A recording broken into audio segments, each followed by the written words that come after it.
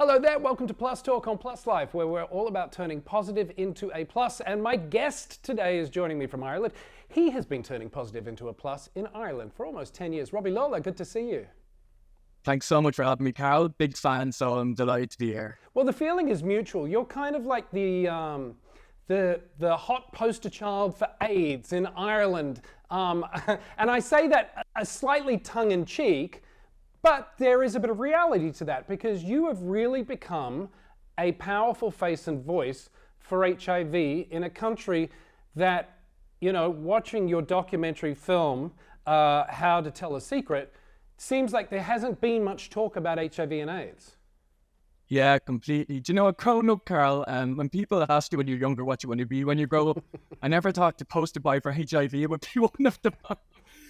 But to be honest, I always say I'd never change a thing because HIV for me was such a blessing in disguise. I got to meet the most amazing people and it's brought me around the world and you can see the impact of what you do. But you're right, when I was diagnosed back in 2012, there wasn't one person that I knew open about their status in Ireland, even though there were thousands of people living with HIV in Ireland.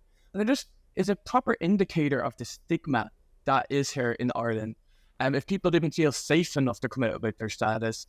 And to be honest, when I was diagnosed with HIV, I had the best friends, best family reaction. I had my mom there from the beginning.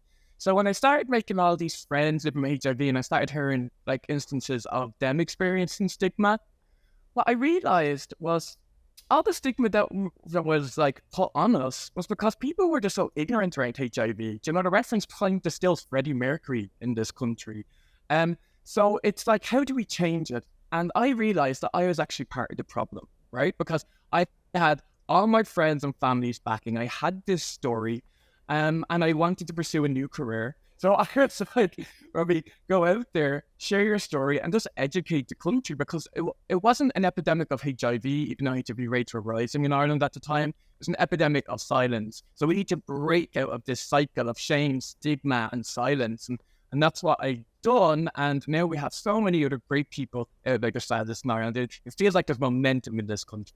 Right. Well, you say, and I should point out, you know, we'll talk a little bit about the film in a minute, How to Tell the Secret, but there's a moment in that film where you say, I just want to be that person that you wish was there when you were diagnosed.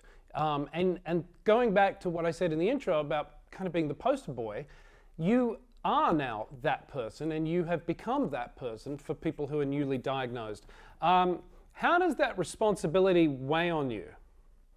I don't really see it as a responsibility. It's just something that I know that needs to happen. You know, I don't see it. I don't feel like there's weight on my shoulders. I just know that I have a voice, I have a story, and I have a community around me who are uplifting me and are now coming out and lifting themselves up as well. I don't feel there's a responsibility. I'm driven by anger, to be honest. I'm driven by anger from my friends that stigma exists, that there's no education really still in this country, that people live in shame and silence when they shouldn't. So I was just so angry and I was like, I felt almost helpless until I found my power. And so I don't feel it as a responsibility. I just feel driven for me, for young me, 2012 Robbie, 21-year-old Robbie who got diagnosed, and my community of friends. Exactly, and I can relate to that being that anger, that the sort of the fire in the belly that just drives you, that you just go, nobody should have to feel guilty or shameful when they get that diagnosis. That's the last thing they should be thinking. I want to talk about something else that comes up in the documentary, in the film, that I found really interesting. And I think we don't talk about it enough, is that you didn't have a great reaction to the first lot of meds you were given. And they make it sound very much like, okay, here's the great thing. It's better than diabetes. It's easier to manage. You're going to get this one pill and you're going to take it and you're going to become undetectable and everything's going to be great. And in theory, that's what we want to happen. And look, for me, that's what happened. But you and plenty of other people out there don't have that experience. Just recap that for me a little bit. And what you thought, because it was quite debilitating mentally and physically, right? The very first one, they said, take this big pink pill before you go to sleep at night. You'll see through most of the side effects. You might get a few funny dreams. Well, next thing you know, it's like I took a tab of LSD. I was singing, I was dancing.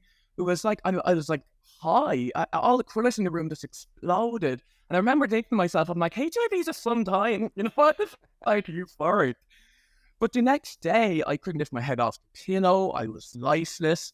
And around 6, 7 o'clock every day, I felt like the effects were wearing off. By 10 o'clock, I took that big pink pill. By 11 o'clock, I was high again. And that happened for 2 weeks, Carl. And it wasn't until the 14th day that I couldn't even lift up the fork. I felt lifeless. And I remember turning to my mum saying, Mum, I'd rather have 2 years left in my life than take that pill one more day. And my mum, being my mum, literally dragged me into the clinic, right? Without an appointment. And she's like, what are you doing to my son? You're making him sicker. Because I didn't feel sick with HIV like many people, right? For my diagnosis. And when a nurse heard about all my side effects, she gave out to me. She's like, Robbie, we have so many different we have so many different medications out there that if they were this bad, you could have just changed it. And I was like, no one told me that. I genuinely, because no one lived with HIV that I knew of, I didn't have peer support. So I thought HIV was such a toxic thing that the treatment was like chemotherapy. That's genuinely what I thought. And then I took this new drug. They just had to take a few calories with it and have it with a sandwich. And by the second day, I could smile again. And you know, when I could smile again, then I was like, okay, now I can get a handle on HIV. I can deal with the stigma, the societal thing. I can deal with that. You just need your health. You need your health. Because when your mental health is affected by your medication as well, it's a much trickier journey to go through, a much, much trickier one. But then we have other side effects, like, you know, one was affecting my kidneys. I have a specific gene, so I couldn't have another specific drug. I had 3 separate drugs once a day, so a bit of pill burden, even though I was like, you know, taking it as prescribed. And then a new drug came on the market, and then now my cholesterol was going through the roof with that. Well, now I'm my 6th option, Carl, and I say it's like taking a Tic Tac. It freshens my breath. Once a day, 0 side effects, and I'll probably be on it for the rest of my life, who knows. And it really is just 1 pill a day for me. And I don't like to almost demean other people's experiences, but for me, it's literally 1 tablet a day. HIV affects no one but me, and I go on with life. So this little pink, the green pill now, just it makes me happy. It made me reclaim my life, and so I'm super happy for it. But yeah, the journey was arduous for sure.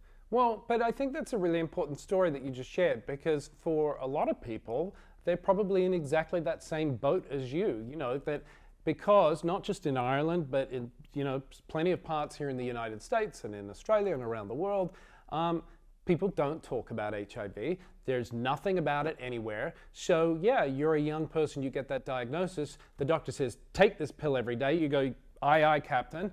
And if it doesn't work for you, you could feel very isolated and alone and go, this is it. And to your point, you said, I'd rather be dead in 2 years than have to take this for the rest of my life. But the point being, there are options. And so you sharing that story hopefully will resonate with people in our audience. How to Tell a Secret, a fantastic film. Just quickly, how did that come about? And I know you've won awards at the Poland Film Festival and everywhere else. Tell me a bit about that. Basically, when I got diagnosed, I had to go back to 5 people and say, I got HIV diagnosis, you need to get checked, okay? And one of them was a guy called Sean Dunn, who is also so happens to be a playwright. Anyways, he was so good when I disclosed to him.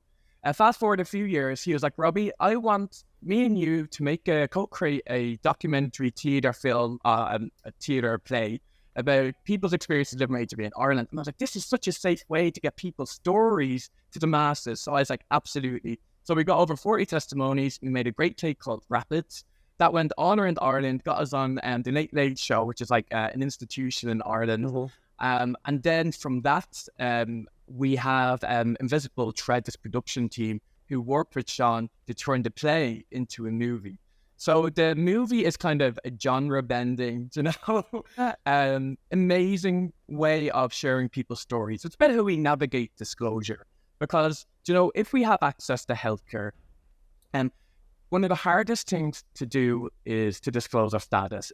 It's something that we're asked all the time, Carl, you know this. Oh, how do you tell people you live with HIV? And everyone's on a different journey. Some people want to talk to media. Some people just want to tell their mom, dad, or children. And so we really wanted to explore that. how people do it, why we don't share our story, and why people don't. And we're not preachy in it, but all genders are represented in it, all sexualities are represented in it. It's genre bending, as in there's theatre, there's documentary, it's film. And the reason why we do that is because we can have different actors play people's stories. And it's just a really safe way of doing it. And in Ireland, unfortunately, back when we were making the movie, we didn't have one woman in Ireland who feels safe enough to come out about their status. And this is 2022, well, 2020 to 2022. In Ireland, can you imagine? So we really wanted to have, even if it's female actors representing even a man's story, it's just to show that women can have HIV. So it's even power in just that representation. Now, I'm very happy to say, since the movie, we have had more women come out about their status. And that's saying if the movie, I'm saying it kind of helped too. So that kind of helps with the momentum. But the movie is very powerful. It's quite beautiful to watch as well. But do you know what I like, Carl? It's a contemporary look at living with HIV. Robbie Lawlor, thank you so much for giving me your time and sharing your experiences and really, as I said at the beginning, putting your face to HIV for the community, not just in Ireland, but around the world. I appreciate it, Caroline. You're not a bad poster boy yourself.